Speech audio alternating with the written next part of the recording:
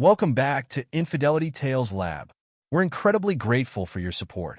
Before we begin today's tale, tell us, which city or country are you joining us from? We love connecting with our global audience. Now, let's dive into today's story. Jonathan Jack Steele adjusted his Brioni suit's cuff as he watched his wife Melanie apply the finishing touches to her makeup through the bathroom mirror's reflection. At 42, he carried himself with the disciplined posture of his military days, now masked beneath the polished veneer of a successful hedge fund manager. Each detail of their evening had been meticulously planned, much like every other aspect of his life. "The Cartier looks perfect on you," he commented, noting the anniversary gift he'd given her that morning, a bracelet that cost more than most people's annual salary. The way Melanie's fingers traced the diamonds reminded him of how she'd always appreciated the finer things in life. "Thomas outdid himself, getting us the reservation at Le Bernardin," Melanie responded, her voice carrying a hint of something Jack couldn't quite place. "He's always been so thoughtful about our special occasions." Jack's phone buzzed with a text from Peter Walsh, his head of security and former Special Forces teammate. "Position secured. All clear." The message brought a slight smile to Jack's face. Old habits died hard, and having Peter watch their backs had become second nature since their military days. "Ready to celebrate 15 years, beautifuls?" Jack extended his hand to Melanie, who took it with practiced grace.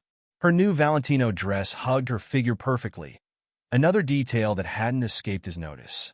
The drive to Le Bernardin was filled with Melanie's animated chatter about their children. "Mom and Dad are spoiling Ryan and Isabella rotten this weekend," she laughed. "Ryan's probably convinced Grandpa to let him stay up playing video games, and Isabella's no doubt raiding Grandma's craft supplies." Jack listened, cataloging each detail of her behavior. Their 13-year-old son and 10-year-old daughter were indeed having a wonderful time with their grandparents. He confirmed it himself during his afternoon call. "They deserve some grandparent time, and we deserve this." Le Bernardin's interior exuded understated luxury. Thomas had secured them the best table, and the maitre d' greeted them by name. "Mr. and Mrs. Steele, we're honored to help celebrate your anniversary. Mr. Thomas Steele arranged something special for your evening." From his discreet position at the bar, Peter observed the couple while maintaining a professional distance. His military-trained eyes caught the subtle ways Melanie's hand lingered on her phone between courses, the slight distraction in her expression when Jack spoke about their future plans. To 15 years, Jack raised his glass of crude champagne. "And to family, the foundation of everything we've built." Melanie's smile seemed to brighten. "To family," she echoed, taking a sip. "And to sharing everything we have." The evening progressed through courses of exquisite French cuisine. Jack maintained his usual commanding presence, engaging in discussions about their children's achievements, the success of his latest fund, and Melanie's thriving interior design business. "Remember our first date?" Melanie asked between bites of perfectly seared foie gras. "You were so intense, so focused. I knew right then you'd build something extraordinary." "We built it together," Jack corrected her, his dark eyes holding her gaze. "Everything I've accomplished has been for our family." Peter's phone vibrated with an alert from the security system Jack had recently upgraded. Motion detected in the master bedroom, exactly as expected. He sent a quick text confirming the recording systems were functioning properly. As they finished their dessert, a sophisticated play on chocolate and citrus, Jack noticed Melanie's slight tremor as she reached for her water glass. To anyone else, it would have been imperceptible, but Jack had built his success on noticing details others missed. "Shall we head home?" he suggested, his tone carrying the same authority that had guided his military unit and now commanded his business empire. "I have another surprise waiting." The ride home was quieter than their journey to the restaurant. Melanie's hand found Jack's, her grip slightly tighter than usual. He squeezed back, maintaining his role in their carefully choreographed evening. Their home, a magnificent property that spoke of old money and new success, welcomed them with warm lighting and the subtle scent of Melanie's preferred Jo Malone candles. Jack helped her out of her coat, his movements deliberate and controlled. "Tonight was perfect," Melanie said, her voice carrying that same odd note he detected earlier. "You've always known how to make me feel special. You deserve nothing less." Jack replied, watching as she moved toward their bedroom. "I'll join you in a moment. Just need to check on something in my study." In his study, Jack accessed the security feed on his private server. The camera in their bedroom, installed after Peter had reported unusual patterns in Melanie's behavior, was recording perfectly. Everything was in position. Peter's text confirmed what Jack already knew. All systems go. Recording active, Jack loosened his tie and made his way to their bedroom, where Melanie waited in their king-size bed. The subtle scent of her favorite perfume mixed with something else, nervousness, perhaps? He'd smelled that combination before in targets who thought they had the upper hand. "Join me." Melanie patted the space beside her. "I've been thinking about something important we need to discuss." Jack settled onto the bed, maintaining the perfect image of a husband ready to hear his wife's thoughts. His military training had taught him the value of letting targets reveal themselves in their own time. 15 years is a long time, Melanie began, her voice steady despite the slight tremor in her hands. "Long enough to know what you really want in life." Jack watched her, his expression neutral but attentive. Years of high-stakes negotiations had perfected his poker face. "And what is it you want, Melanie?" She turned to face him fully, her expression carrying an unsettling confidence. "Honey, I need to confess something." The words came out clear and practiced. "Thomas and I have been dating for the last 3 years. We're madly in love." The bedroom silence deepened as Jack processed her words. The camera hidden in their elaborate light fixture captured every moment, every nuance of Melanie's expression as she continued. "We want to make this work, Jack. We can share everything, the house, the kids. Thomas understands me in ways you never could. We've talked about this extensively, planned how we could all live together, make it work as a family." Jack's face remained impassive as Melanie detailed their relationship, their secret meetings, their vision of a future that included him as some sort of sophisticated cuckold. His military training kicked in automatically, assessed the threat, gather intelligence, plan the response. "We don't want to hurt you," Melanie continued, mistaking his silence for shock. "Thomas and I believe we can make this arrangement work. The children already adore him. You've seen how close they've grown. We could be happy, all of us, together." Without a word, Jack stood from the bed. His movements were deliberate, controlled, as he retrieved his phone from his pocket. Melanie's voice followed him as he moved toward the door. "Aren't you going to say anything?" The confusion in her voice mixed with an undercurrent of arrogance. "Jack, we need to discuss this like adults." He paused at the doorway, his broad shoulders straight, his posture reminiscent of his commanding officer days. But he didn't turn around, didn't give her the satisfaction of seeing his expression. The camera would catch everything. Her confession, her arrogance, her assumption that she could destroy their family and still maintain control. As he closed the bedroom door behind him, Jack's phone buzzed with another message from Peter. "Got it all. Clean audio and video." The message included a link to the secured recording, already backing up to multiple secure servers. Jack made his way to his study, his steps measured and purposeful. The house's silence wrapped around him like an old friend as he began composing messages to key members of his team. Claire Bennett would need to be briefed first thing in the morning. Detective Maxwell would want to review the recording immediately. In the bedroom, Melanie sat alone, her confidence beginning to crack as she realized her carefully scripted confession hadn't gone according to plan. She reached for her phone, presumably to contact Thomas, unaware that every message, every call was now being monitored and recorded. Jack settled into his study chair, his expression finally allowing itself to shift from neutral to determined. He'd built his empire through careful planning and ruthless execution. Now, those same skills would be turned toward a different kind of battle, one that would leave no survivors among those who had betrayed him. Melanie lay awake in their king-size bed, her confidence from earlier eroding with each passing minute. The confession she'd practiced so many times with Thomas had gone nothing like they'd planned. Jack's silence, his complete lack of reaction, had thrown her off balance in a way she hadn't anticipated. She reached for her phone, fingers trembling slightly as she typed a message to Thomas. He didn't react at all, just got up and left. "What should I do?" The response came quickly. "Stay calm. Remember the plan. His reaction proves he's unstable. Document everything. In his downtown office, Jack sat behind his imposing desk, multiple screens displaying various security feeds and data streams. Peter Walsh entered without knocking, carrying 2 cups of coffee and a thick manila folder. The recording is crystal clear, Peter reported, placing 1 coffee in front of Jack. Audio picked up everything, including her phone conversation with Thomas after you left. They're scrambling.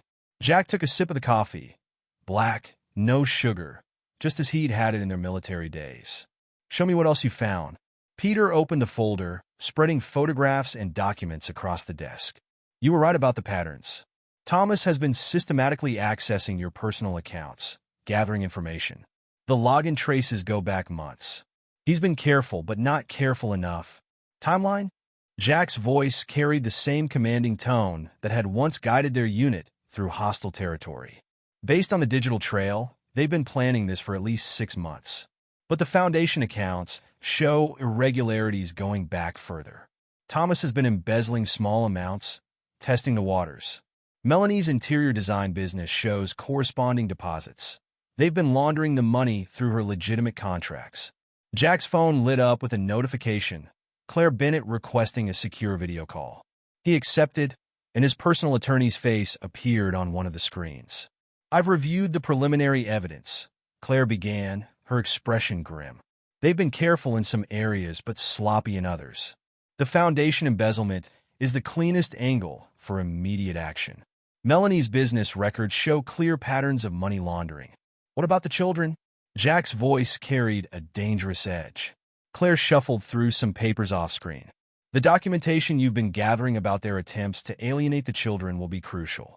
The text messages between Melanie and Thomas discussing plans to transition the children's affections are particularly damning. Peter pulled up another document on his tablet. The anniversary dinner wasn't just their idea. They had plans to record your reaction to Melanie's confession. Use it as evidence of mental instability. Thomas has been researching ways to have you declared incompetent. Jack's laugh held no humor. Their mistake was thinking they were the only ones making recordings tonight. Claire's voice carried a note of professional satisfaction. The bedroom recording is admissible, single-party consent state, and it's your private residence. Combined with the financial evidence, we have a strong case for both criminal charges and the divorce proceedings. Have you accessed Thomas's private server? Jack asked Peter, his mind already moving to the next phase of his counter-strategy. Peter nodded, pulling up another file.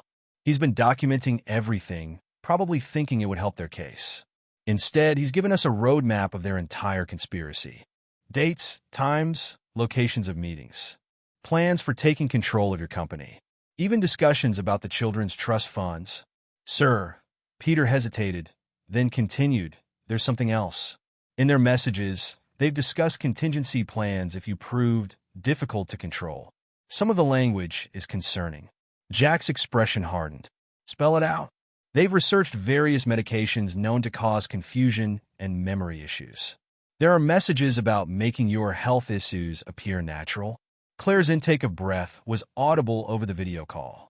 That changes things considerably. We need to move quickly on the protective orders. Already in motion, Jack responded, pulling up another document on his screen. I've had the house's water supply tested weekly for the past month. Food delivery services changed. Personal chef vetted again. No chances. Peter placed another document on the desk, medical records. Your regular blood tests have been clean. If they were planning to start drugging you, they hadn't begun yet. The anniversary dinner, Jack mused, his voice cold. They probably planned to start then. Use my reaction to the confession as a baseline for your deteriorating mental state. Claire was typing rapidly off-screen. This adds another layer to the criminal charges. Conspiracy to commit assault, possibly attempted murder, depending on what substances they were considering. What's our timeline? Peter asked, his military training evident in his focused expression. Jack stood, moving to the window, overlooking the city. His reflection showed the same controlled expression he'd worn during combat operations. They'll expect me to be emotional, irrational. To confront Thomas, make scenes at the office. We'll let them think their plan is working. And the children? Claire asked. Ryan and Isabella stay with my parents until we're ready to move. Peter's team has already increased security at their school and my parents' house. Jack turned back to face the screens. No one touches my children. Peter's phone buzzed with an alert from the house security system. Melanie's leaving the house. GPS tracker shows she's heading toward Thomas's apartment. Perfect. Jack's smile was predatory. Let them think they're in control. Every meeting, every call, every message they exchange now will just add to our evidence. Claire began organizing her notes. I'll have the preliminary divorce papers ready by morning.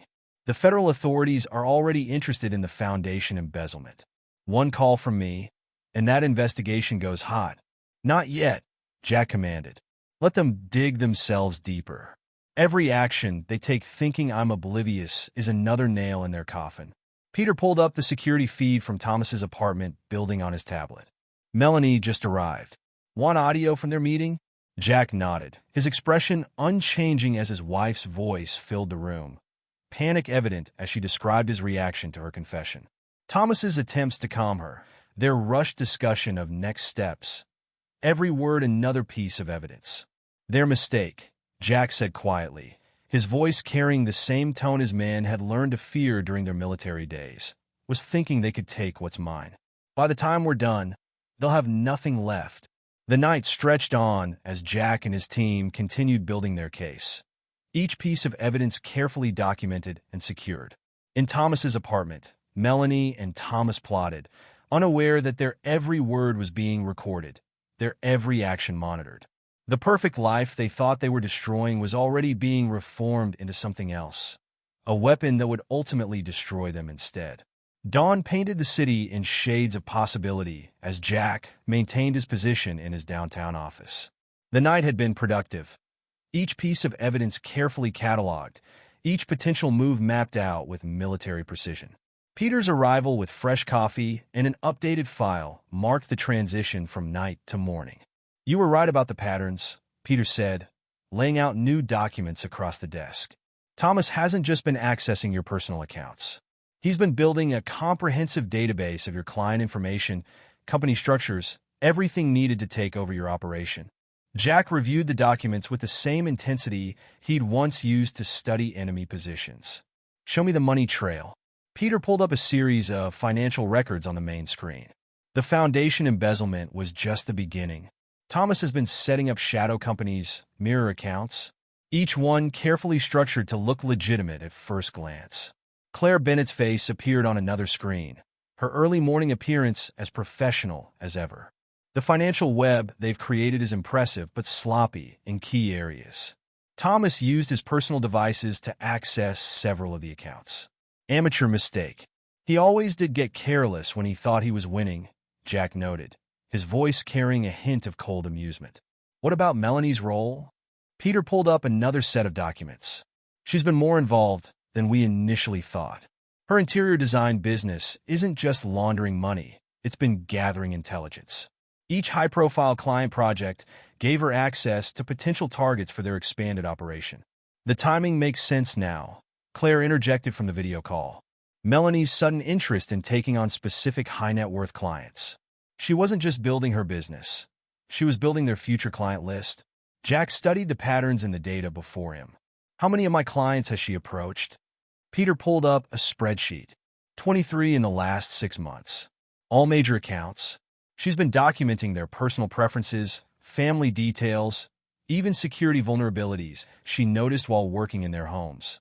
Classic intelligence gathering, Jack noted, his military experience recognizing the methodology. She used her legitimate business access to create dossiers on potential targets. Claire's typing could be heard over the video call. The level of premeditation strengthens our case. This isn't just about your marriage. They were planning to systematically dismantle everything you've built.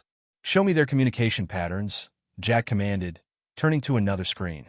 Peter brought up a complex network diagram. They've been careful about direct communication, but not careful enough. Multiple burner phones, encrypted messaging apps, but they got sloppy with their personal devices, especially after hours. The evidence painted a damning picture. Late-night messages between Melanie and Thomas discussing not just their affair, but their plans for Jack's company. Detailed strategies for convincing clients to transfer their accounts once Jack was indisposed. What's their timeline? Jack asked, his voice maintaining its controlled edge. Claire referenced another document. Based on the evidence, they plan to move within the next month.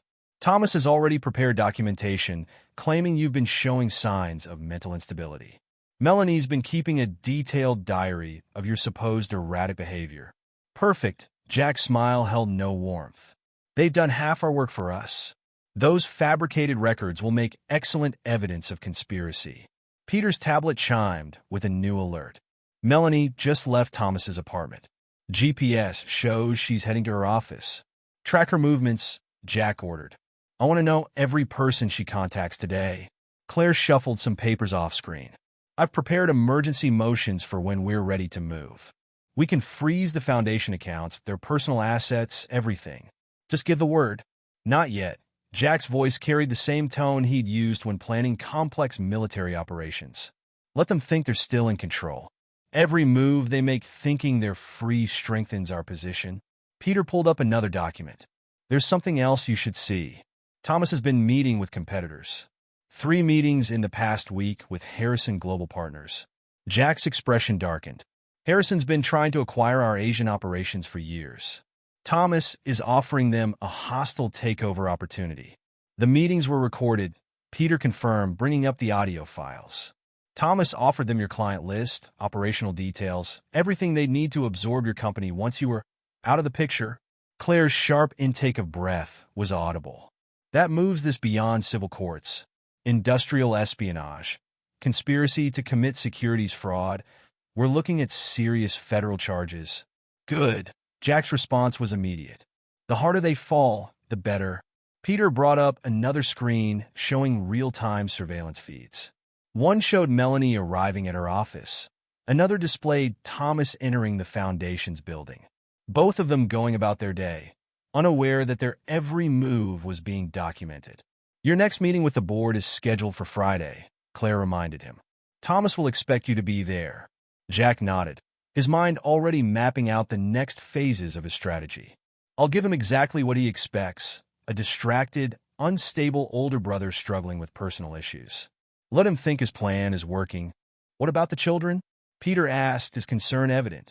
They stay with my parents until this is finished. Jack's tone left no room for discussion. Double the security detail. No one gets within 100 yards without complete verification. Claire added another note to her growing file. I've documented every instance where they discussed using the children against you. The family court judge will be particularly interested in their plans to alienate them from you. Jack stood, moving to the window, overlooking his empire. The empire his brother and wife thought they could steal. They thought they could take everything I've built.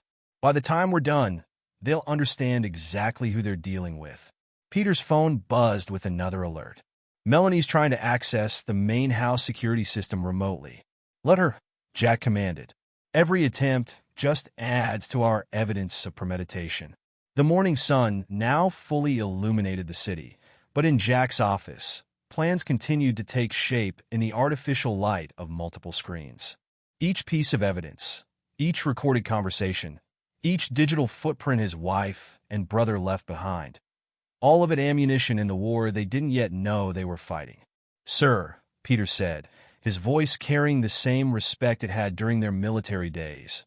We're ready to move whenever you give the word. Jack turned from the window, his expression set in stone. Not yet. Let them enjoy their illusion of victory. When we move, it will be absolute. No warnings, no second chances, no mercy. The monitors continued to track Melanie and Thomas's movements, recording their conversations, documenting their betrayal. In his office, surrounded by the evidence of their treachery, Jack Steele prepared for war. Not the kind he'd fought in distant lands, but one just as brutal. A war for everything he'd built, everything he'd protected, everything they thought they could take from him. The perfect life they thought they were destroying would become the perfect weapon for their destruction. Act 1 was coming to a close, but the real show was just beginning. Amanda Hayes gripped her coffee cup tightly as she sat across from Peter Walsh in a private room at the St. Regis Hotel. Her designer outfit and perfect manicure couldn't hide the tension in her shoulders as she recounted her history with Thomas Steele.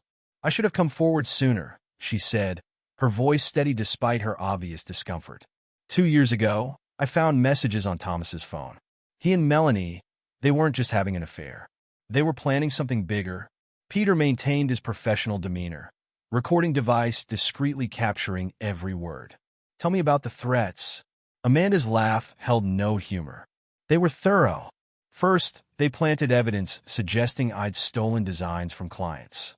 Then came the photos, edited but convincing.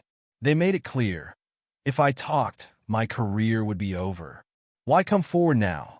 Peter asked, though he already knew the answer. His careful orchestration had led to this moment. "Because I saw the Foundation's latest project listings.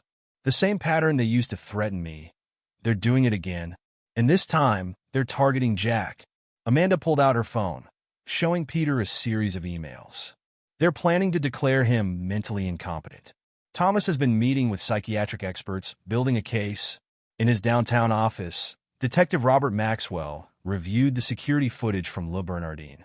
The anniversary dinner had been recorded from multiple angles, not by Jack's team, but by Thomas's hired professionals.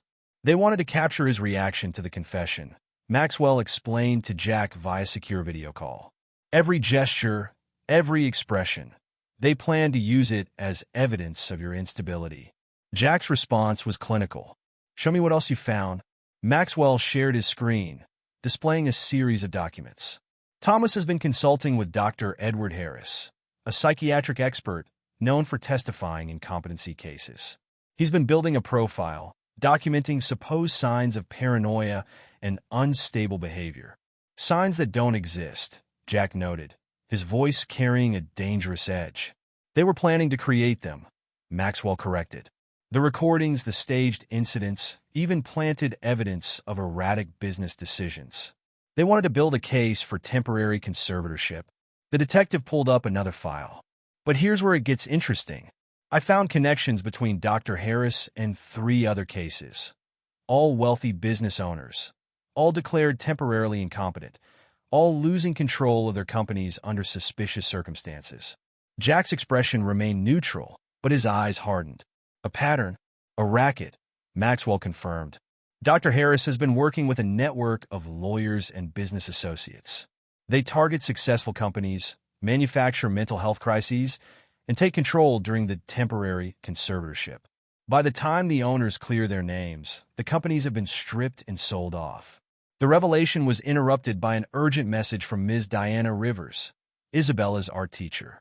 The message included photos of Isabella's recent artwork, disturbing pieces that showed a family of 4, with Thomas clearly depicted in Jack's place.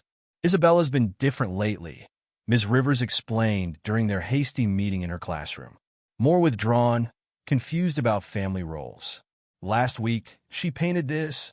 She gestured to a family portrait where Thomas stood in the father's position, Jack notably absent. "How long has this been happening?"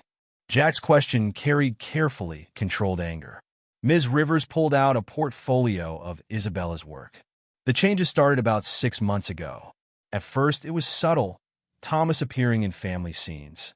Then he started replacing you entirely." She pointed to specific details in the paintings. "Look at the positioning, the size relationships. Classic indicators of psychological manipulation. They've been grooming her," Jack stated, his military training keeping his rage in check. "Not just Isabella," Ms. Rivers added, showing more artwork. "Ryan's been affected too, though he shows it differently. His art has become more aggressive, especially when depicting father figures." Peter's team had already compiled a comprehensive report on Thomas and Melanie's interactions with the children. Private meetings, subtle suggestions, carefully planted ideas about Jack's condition. They'd been methodically preparing the children for what they called the transition. "They used my children's art classes as psychological warfare." Jack's voice was deadly calm as he reviewed the evidence with his team. Added to the list, the evidence mounted throughout the day.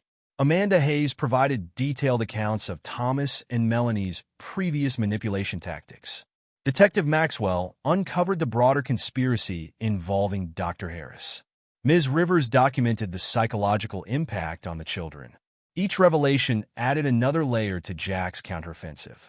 His enemies had spent months gathering pawns, not realizing they were gathering evidence for their own destruction. Richard Martinez, Jack's IT director, worked through multiple screens of encrypted data in the secure server room.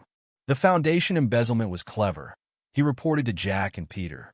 They used legitimate charitable projects as cover, skimming percentages that wouldn't raise red flags individually. "Show me the pattern," Jack commanded. Martinez displayed a complex network of transactions. Small amounts at first, testing the system. Then larger transfers, always coordinated with actual foundation projects. Melanie's design business provided the perfect laundering operation. Inflated invoices, phantom services, consulting fees that never existed. But that wasn't their endgame, Peter added, pulling up another set of data. They've been systematically copying client information. Account details, investment preferences, personal information. Everything needed to steal your entire client base. Jack studied the data streams with cold efficiency. Timeline? They accelerated 6 months ago, Martinez explained. That's when Thomas began accessing the secure client databases. He has a complete copy of your operations architecture. Claire Bennett's voice joined through the secure line. The client data theft elevates this significantly. We're looking at multiple federal violations, international banking laws. "Show me Melanie's role," Jack interrupted, focused on understanding the full scope of the betrayal. Martinez brought up a new screen showing Melanie's private email server. "She's been documenting everything about you. Daily routines, business decisions, private conversations, all carefully edited to paint a picture of increasing instability." Peter displayed some of Melanie's notes. March 15th. Jack seemed confused about basic company figures during board meeting. April 3rd. Found Jack in his study at 3 a.m., claiming to hear intruders. All fabricated, all designed to support their narrative. The timestamps are interesting, Martinez noted. She wrote these observations weeks or months before the alleged incidents. They were creating a paper trail in advance. Claire's voice carried professional anger. They planned to use these fake documents to support the competency challenge. Combined with Dr. Harris's evaluation and the manipulated recordings, they thought they had an airtight case. But it gets worse, Peter added, pulling up another file. "We found encrypted emails discussing offshore accounts and plans for the children. They weren't just planning to take control. They were planning to disappear with everything." Martinez displayed a series of travel documents and property records. Thomas has been setting up infrastructure in countries without extradition treaties. Multiple properties, new identities, everything needed to vanish with the assets and the children. "The implications about the children's trust funds are particularly disturbing," Claire added. "They've been researching ways to access them during the proposed conservatorship. The amounts they plan to transfer are staggering." Jack absorbed each piece of information with deadly calm. "Show me their communication about the children." Martinez brought up a series of encrypted messages between Melanie and Thomas. Their casual discussion of plans to relocate the children once Jack was taken care of revealed the true depth of their moral bankruptcy. "They discussed it like a business transaction," Peter noted with disgust. "Moving assets, including your children, to offshore locations. They even had contingency plans if you became problematic." Claire's typing could be heard over the secure line. "The premeditation here is extraordinary. They weren't just planning to steal your company. They were planning to erase you entirely. The foundation embezzlement alone is enough for federal charges," Martinez added. "But when you add the international financial crimes, the planned kidnapping, the conspiracy to commit fraud, this level of planning suggests more players," Jack interrupted, his tactical mind assembling the pieces. "Show me their external contacts." Martinez pulled up another data set. Thomas has been meeting with competitor firms, particularly Harrison Global Partners. He's been offering them inside information, client lists, everything they'd need for a hostile takeover once you were out of the picture. "The regulatory implications are severe," Claire noted. "Securities fraud, insider trading, conspiracy across international borders. The SEC will be particularly interested in the timing of certain trades Thomas executed." Peter displayed surveillance photos showing Thomas meeting with various business figures. He's been promising your client base to multiple parties, collecting advance payments for post-takeover guarantees. Classic long con. Detective Maxwell's voice joined the secure call. Promise everyone everything. Take their money up front, plan to be gone before they realize they've been played. Jack studied each piece of evidence with the same intensity he'd once used to analyze enemy positions. They thought they could take everything. Show me their weaknesses. Martinez brought up personal financial records. Despite the elaborate planning, they got sloppy with their own finances. Thomas has been spending advance payments from potential conspirators, creating a paper trail we can use. Melanie's been less careful too, Peter added. Her recent purchases, property, art, jewelry, all paid for with funds that can be traced back to the Foundation embezzlement. Their arrogance made them careless, Claire observed. They were so focused on the big picture, they left dozens of prosecutable offenses in their wake. Jack stood, his presence commanding the room even through video feeds. They wanted to play a game. His voice carried deadly certainty. Let's show them how it's done. Jack's private conference room had become a war room, screens displaying various surveillance feeds and data streams as he coordinated with his team. Claire Bennett's legal strategy was taking shape with military precision. The structure is in place, Claire reported, sharing documents on the main screen. We've transferred majority control of the company to a trust controlled by Peter and other verified loyalists. The mechanism is ironclad. Even if they somehow succeeded with the competency challenge, they couldn't touch the core assets. The children's trust funds? Jack's question carried the weight of parental protection. Secured, Claire confirmed. We've implemented multiple layers of protection. Even with the conservatorship, they couldn't access a penny without unanimous approval from a board of trustees. All people we trust implicitly. Peter added another layer to the strategy. Amanda Hayes has agreed to help.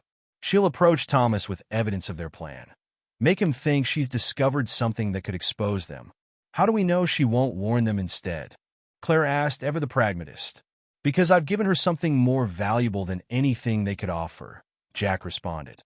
Legitimacy. The Foundation's new leadership position, once this is finished. Detective Maxwell joined the video call.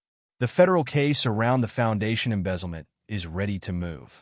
We've tracked every dollar, documented every transaction. They're looking at serious time just for that alone. Ms. Rivers has been documenting everything about the children, Peter reported. Every concerning interaction, every sign of manipulation. She's building a record that will be crucial for the custody proceedings. Jack studied the surveillance feed, showing Melanie at her design office, unaware that her carefully constructed world was about to implode. Show me the tactical timeline.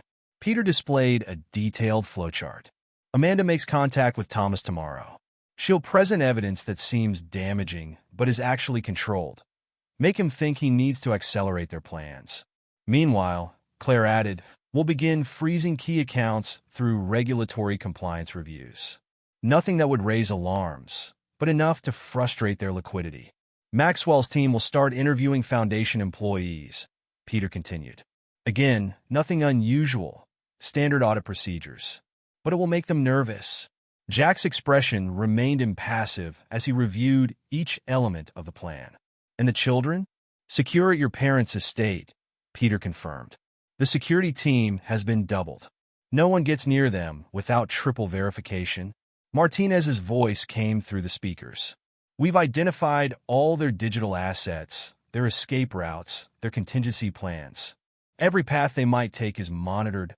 Ms. Rivers will continue documenting everything related to the children, Claire added. Every piece of artwork, every concerning conversation. We're building an unassailable record of their psychological manipulation attempts. Jack stood, his presence filling the room with controlled menace. They wanted to play a game, he stated, his voice carrying the same tone that had once commanded elite military units. They chose the field, set their pieces, thought they had every angle covered, but they didn't count on you seeing it coming, Peter observed.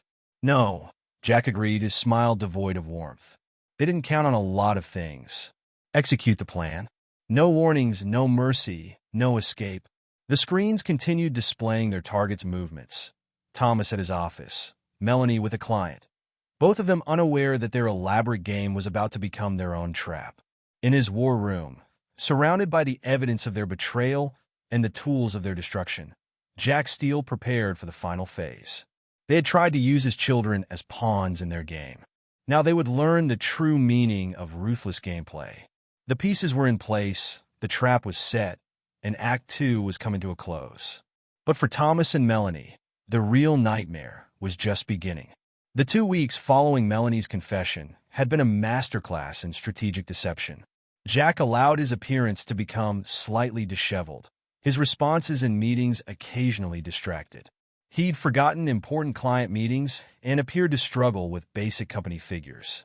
Thomas watched his brother's apparent descent with poorly concealed satisfaction. Jack's been under so much stress lately, he commented to board members, his concern perfectly feigned. I'm worried about his ability to handle day-to-day operations. The company's annual charity gala provided the perfect stage for their endgame. The grand ballroom of the Ritz-Carlton buzzed with New York's financial elite, unaware they were about to witness the destruction of 2 people who dared to betray the wrong man. Peter's security team maintained discreet positions throughout the venue. Detective Maxwell coordinated with federal agents staged in adjoining rooms. Claire Bennett sat among the guests, a tablet discreetly displaying real-time updates from their surveillance network. Melanie worked the room in an expensive new dress, playing her role as the concerned wife. Jack's been so different lately, she confided to key clients. We're all very worried about him. Thomas stood at the podium, preparing to announce Jack's temporary step back from the company. His speech notes detailed concerns about Jack's mental health, the need for immediate intervention, and his own willingness to assume control during this difficult transition. Ready for this? Peter's voice came through Jack's discreet earpiece. Execute as planned, Jack responded, his voice carrying the same authority it had in combat zones. The lights dimmed slightly as Thomas approached the microphone. Good evening, everyone. We're gathered here not just to support our foundation's important work, but to address some concerning developments. Jack's movement toward the stage carried the same deliberate purpose he'd shown in military operations. Thomas faltered slightly as Jack took position beside him. Please allow me. Jack's voice filled the room with commanded authority. The microphone picked up Thomas's surprised inhale as Jack took control of the podium. I'd like to thank my wife and brother for their dedication, Jack began, his tone measured and precise. They've worked so hard to plan this evening. Almost as hard as they've worked to steal my company, alienate my children, and have me committed. The room fell silent. Melanie's champagne glass froze halfway to her lips. For those wondering about my supposed mental instability, Jack continued, allow me to present some interesting financial records. The massive screens behind him came to life, displaying detailed evidence of the foundation embezzlement. My brother Thomas has been systematically stealing from our charitable foundation, using my wife's interior design business to launder the money. Thomas took a step toward the podium, but Peter's security team had already moved into position, blocking his path. But theft wasn't enough. Jack's voice carried throughout the now silent ballroom. They needed control of everything.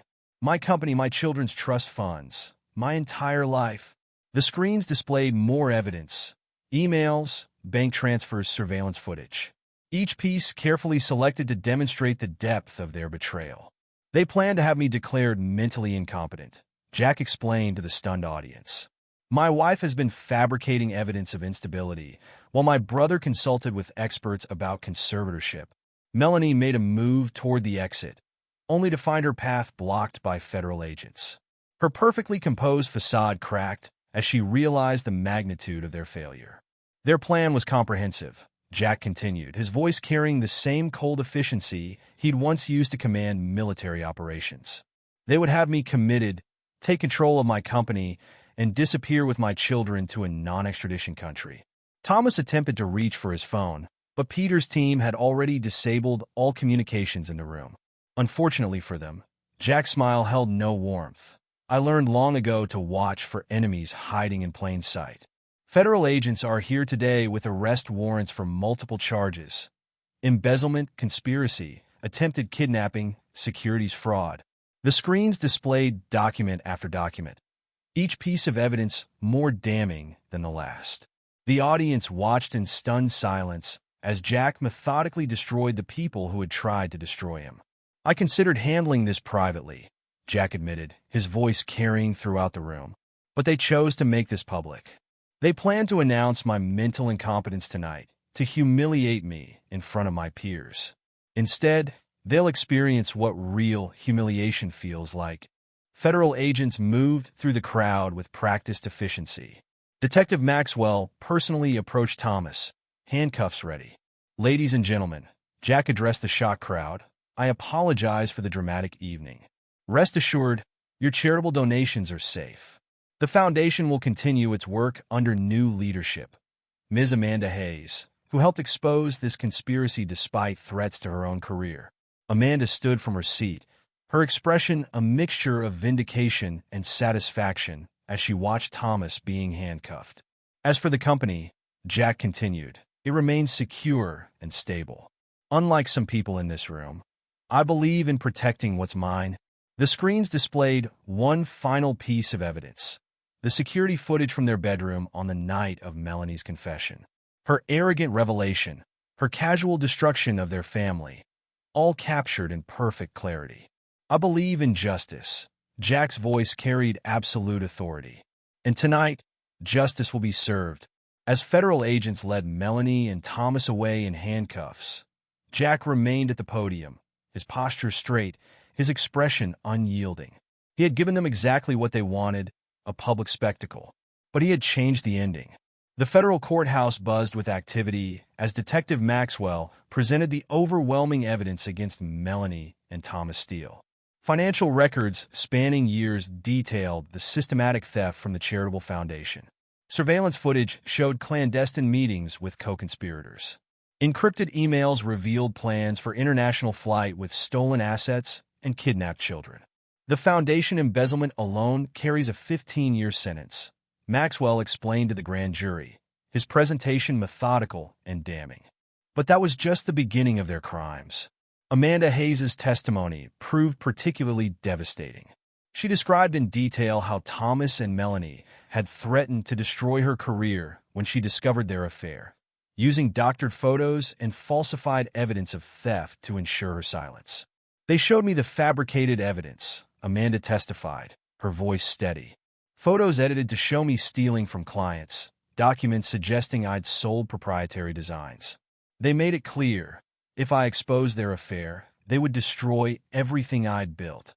The prosecution displayed the threatening emails, the doctored photos, each piece adding to the mountain of evidence against the defendants. Thomas's lawyer attempted to paint his client as a victim of circumstance, but the evidence of premeditation was overwhelming. Email trails showed years of planning, systematic theft, and calculated manipulation. "Your Honor," the prosecutor addressed the judge, "the defendants didn't just plan to steal money. They planned to destroy a man's life, kidnap his children, and disappear with his assets. The level of premeditation is staggering." The evidence of their plot to have Jack declared mentally incompetent proved particularly damning. Dr. Edward Harris, the psychiatric expert Thomas had consulted, turned state's evidence when faced with his own criminal exposure. "Mr. Thomas Steele approached me with a proposition," Dr. Harris testified. "He wanted documentation of his brother's supposed mental instability. When I explained that I'd need to examine the patient, he suggested we could create the necessary evidence." Melanie's carefully crafted image crumbled as the prosecution presented her documented attempts to manipulate Jack's children. Ms. Rivers' testimony about Isabella's artwork revealed the psychological warfare they'd waged against innocent children. "The changes in Isabella's artwork were deeply concerning," Ms. Rivers explained, displaying the progression of paintings. "They showed clear signs of psychological manipulation, attempting to replace her father's role in the family structure." Peter Walsh's security team had documented every meeting, every phone call, every attempt to alienate the children from their father. The evidence painted a picture of calculated cruelty that shocked even veteran courtroom observers. The defendants didn't just betray their family, the prosecutor summarized. They attempted to destroy it, piece by piece, for their own gain. Thomas tried to maintain his composure, but his facade cracked when the prosecution played recordings of his meetings with competitor firms. His attempts to sell his brother's client base, to destroy the company from within, revealed the true depth of his betrayal. Melanie's testimony proved to be her final undoing. Attempting to paint herself as a victim of manipulation, she instead revealed the cold calculation behind their plans. "We deserved more," she declared on the stand, her arrogance finally showing through. Jack was too focused on control, on doing everything his way. "We had a better vision for the company, for the family." "A vision that included drugging your husband?" the prosecutor asked, producing evidence of their research into various medications. "A vision that included kidnapping his children?" The attempt to have Jack declared incompetent backfired spectacularly, becoming the strongest evidence of their conspiracy. Every documented observation of Jack's supposed instability was proven false. Each fabricated incident traced back to their meticulous planning. Detective Maxwell ensured every charge stuck, presenting financial records that tracked every stolen dollar, every attempted transfer, every planned escape route. The defendants left no room for doubt, Maxwell testified. Their plans were comprehensive, their intentions clear. They meant to destroy everything Mr. Steele had built and disappear with the proceeds. As the evidence mounted, Thomas's composed demeanor finally shattered. In a desperate attempt to save himself, he turned on Melanie, trying to paint her as the mastermind. She planned everything, he claimed, betraying her as easily as he'd betrayed his brother. "She convinced me Jack was unstable, that we needed to take control to protect the company." Melanie's response was immediate and vicious. "It was his idea to have Jack committed," she countered, their united front dissolving into mutual accusations. "He wanted control of the company. He said Jack was too focused on family to see the real opportunities." The judge watched their deterioration with evident disgust. "In all my years on the bench," he commented, "I've rarely seen such a complete betrayal of family trust." The divorce proceedings moved with unprecedented speed, Jack's evidence leaving no room for negotiation. His documentation of Melanie's conspiracy and planned parental alienation ensured full custody of the children. "The evidence of psychological manipulation is overwhelming," the family court judge declared. The defendants' attempts to alienate the children from their father, to prepare them for their father's planned removal, show a level of calculation that this court finds deeply disturbing. Melanie's attempts to paint herself as a victim collapsed under the weight of evidence. Her own documented plans to relocate the children to non-extradition countries proved particularly damaging.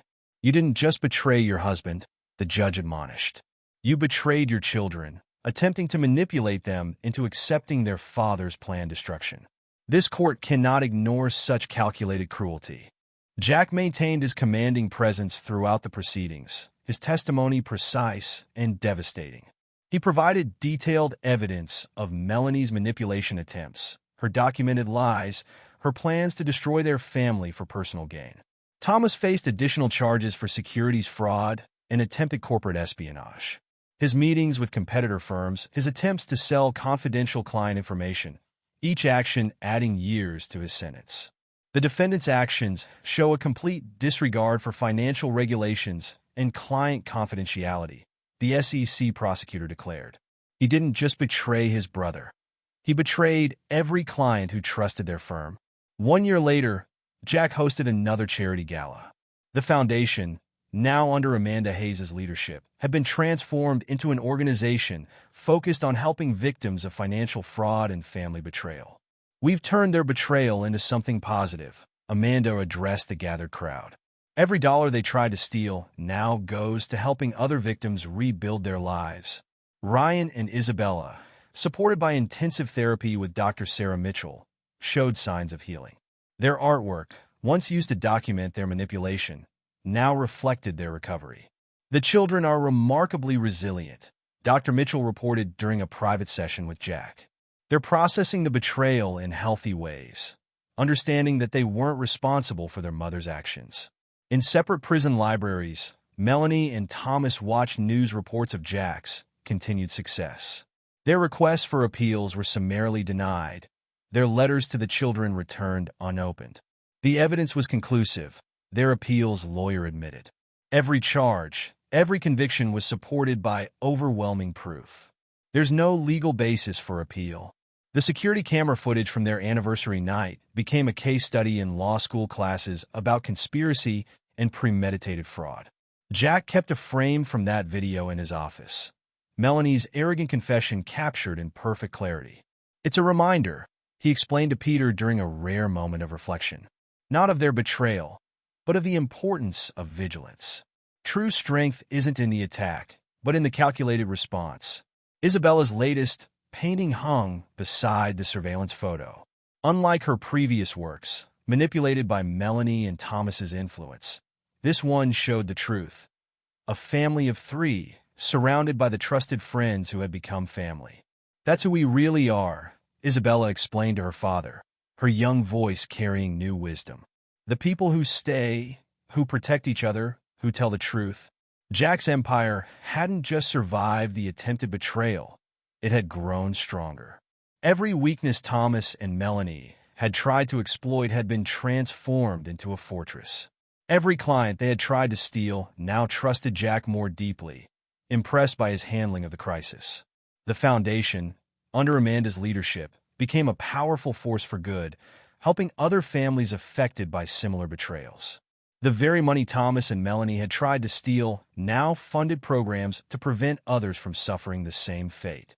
In their separate prison cells, Melanie and Thomas were left with nothing but time to contemplate their failure. They wanted everything Jack had built, his company, his children, his very identity. Instead, they lost everything they had, their betrayal becoming a cautionary tale in financial and legal circles. Jack's response to their betrayal became legendary in New York's financial community, not for its brutality, but for its precision. He hadn't just defeated their conspiracy, he had transformed it into a weapon for positive change. The truth they had tried to manipulate became their undoing. The family they had tried to destroy emerged stronger, bound not by blood but by loyalty, protected not by lies but by truth. Isabella's new painting captured it perfectly. A family strengthened by adversity, surrounded by proven allies, their bond stronger for having been tested. It hung in Jack's office as a testament to real family values, loyalty, truth, and the strength to protect what matters most. Epilogue: a decade of consequences. 10 years had transformed the landscape of the Steele family's world. The high-security women's correctional facility in upstate New York held inmate number 847623, formerly known as Melanie Steele. Her designer clothes had been replaced by standard-issue uniforms, her carefully manicured nails now plain and worn from mandatory labor tasks. 5 more years remained on her sentence, with no possibility of parole. The psychiatric evaluation on her file noted persistent narcissistic tendencies and failure to acknowledge responsibility. Her third appeal had been rejected last month, the judge's response curt and final. No new evidence warrants consideration. 300 miles away, in a federal penitentiary, Thomas Steele occupied a 6x8 cell. His securities fraud charges had earned him additional time beyond the Foundation embezzlement sentence. The former financial mastermind now sorted library books, his attempts to educate fellow inmates on investment strategies earning him nothing but contempt. Their separate incarceration had been deliberate, Jack's influence ensuring they would never communicate again.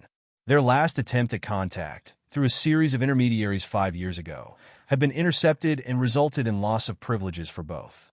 They still don't understand, Detective Maxwell remarked during his yearly review of the case with Jack.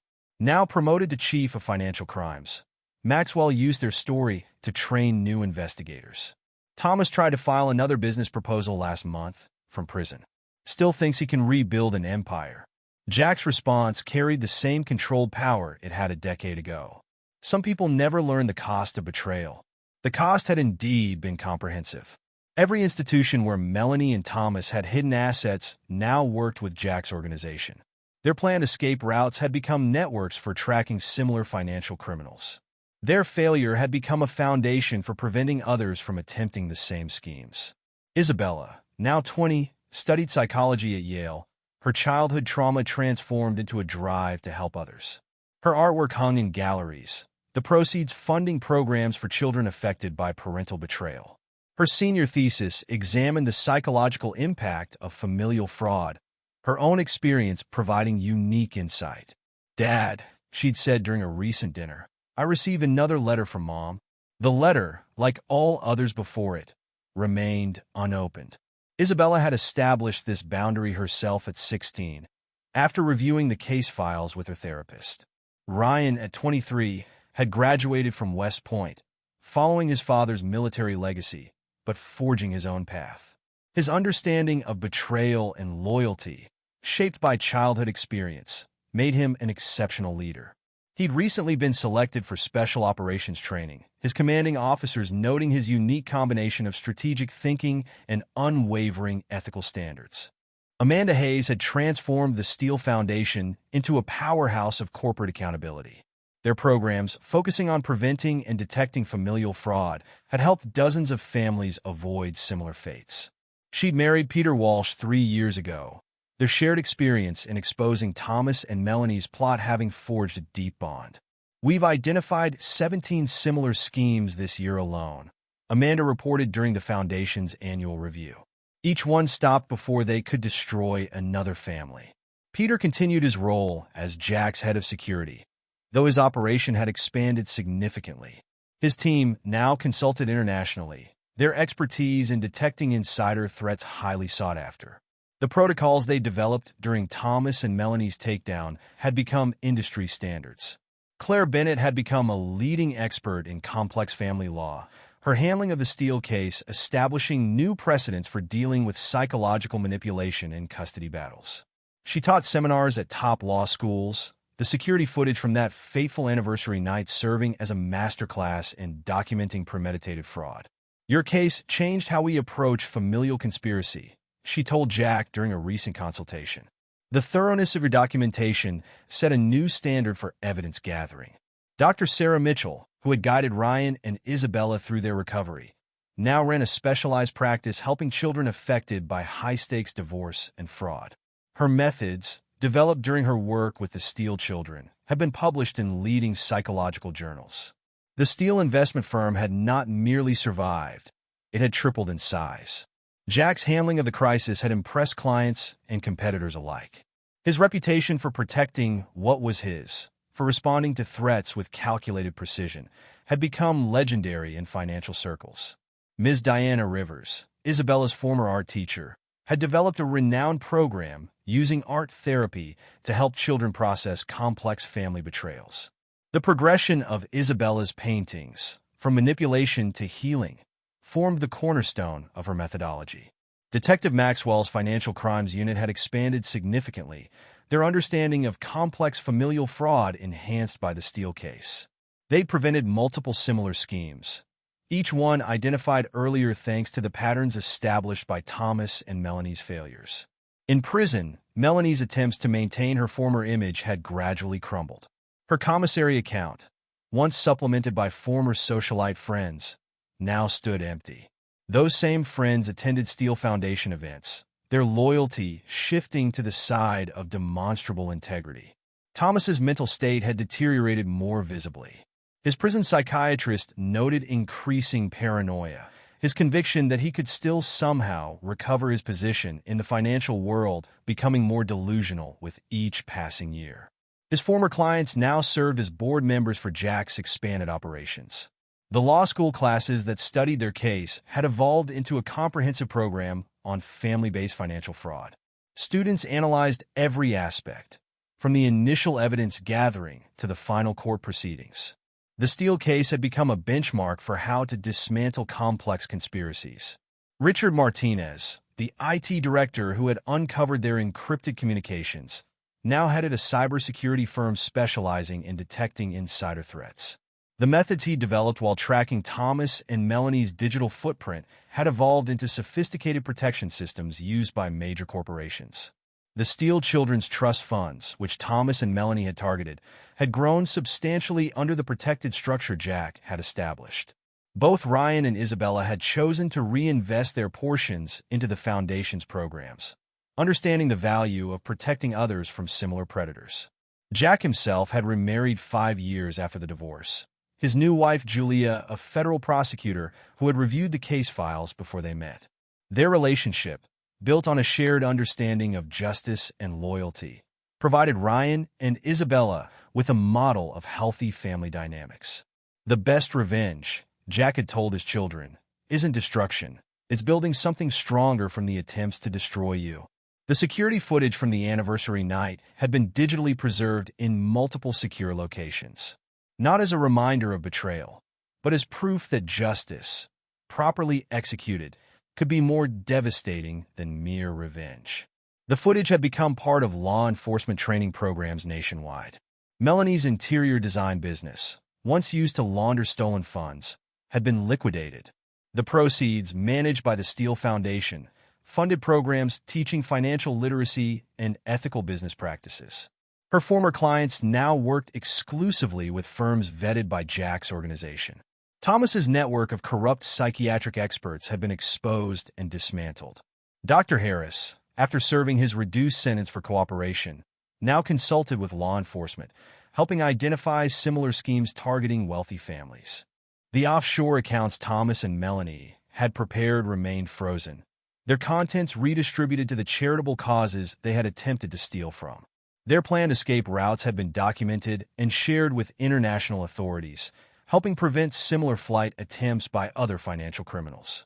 Isabella's latest exhibition, titled Reconstruction, featured a powerful piece showing her journey from manipulation to clarity.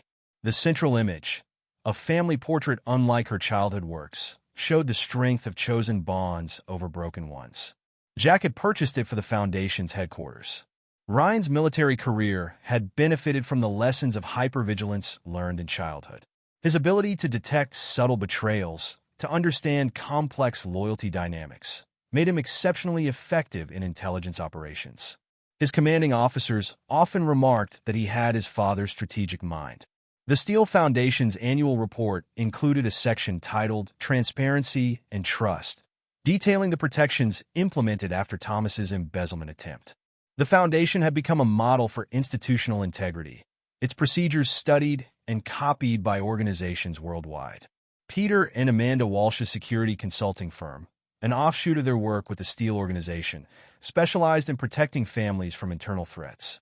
They'd prevented numerous attempts at similar conspiracies, their methods refined by understanding every aspect of Thomas and Melanie's failure. In their separate cells, the architects of their own destruction faced the consequences of their actions daily. Melanie's prison job in the laundry facility was a far cry from her designer lifestyle. Thomas's role as a library assistant offered him plenty of time to read about the financial world he'd lost. Their attempted destruction of the Steele family had instead catalyzed its evolution into something stronger. The bonds they'd tried to break had been reinforced, the relationships they'd tried to poison had been purified by truth, and the empire they'd tried to steal had grown beyond their comprehension. Jack's office still displayed the frame from that security footage, but it was no longer the most prominent image. That place was held by a recent family photograph. Jack, Julia, Ryan, and Isabella, surrounded by their chosen family. Peter, Amanda, Claire, and all those who had helped transform betrayal into strength.